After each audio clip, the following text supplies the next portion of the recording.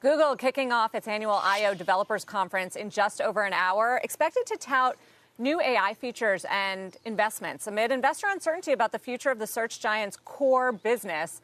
Our Deirdre Bosa is all over it in Mountain View, California for today's Tech Check. Deirdre, and I don't know if you saw us talking to Jack Hittery. He said it's really the coding wars, and that's what he's going to be watching today.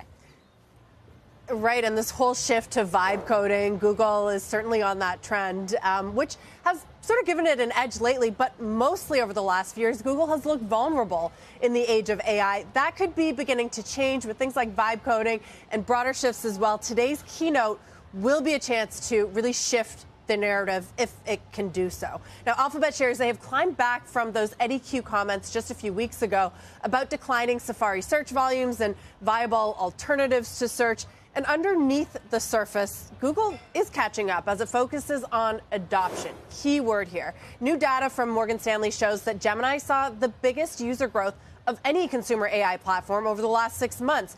It's now tied with ChatGPT at about 40% monthly use, 14% daily use. And maybe just as critical, commercial intent. Google needs to figure out how to monetize without undermining search. So data from that MS report, it also shows that Gemini users, they're moving down the funnel, using it to compare prices and shop ahead of ChatGPT in those categories. So if that holds, that could reinforce Google's position in online commerce where search dollars live. So today's keynote, it'll be all about AI and Gemini, how it's being integrated across the stack and being used to push into new frontiers like extended reality and smart glasses.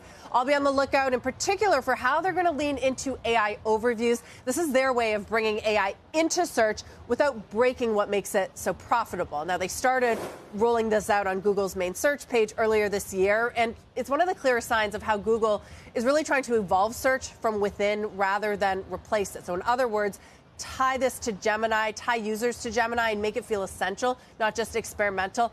But this is also very Google. Instead of going all in on a bold AI-first experience, they're still trying to straddle. And that caution, or you might call it those half steps, that has hurt them in the AI narrative so far.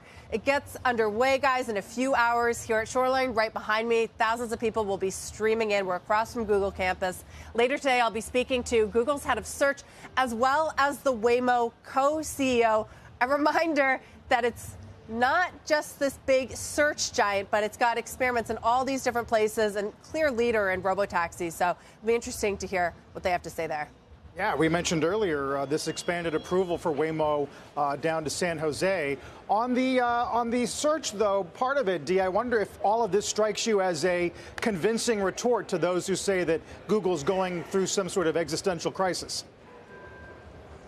I mean, it is an existential crisis, and we've been sitting here for the last few years. You simply look at sort of the monthly active user numbers for Gemini versus the ChatGPT. Gemini is at 350 million versus, Google's own estimate for ChatGPT, which is 600. That's a big deficit to make up. And it's also interesting given Google's distribution. So it really is this critical moment where they have to prove that they can pivot search fast enough, especially as that consumer AI window maybe starting to close. Again, connecting it to those Eddie Q comments from just a few weeks ago. They're seeing viable alternatives to search. It's all moving very quickly, and yet we're still asking a lot of the same questions that we asked last year at I/O. So today's keynote, really a chance to prove that it can get the narrative right, which has been so important in this AI race. Yeah, between I/O and Microsoft Build, very busy week for developers. Dee, thanks. Deirdre Bosa.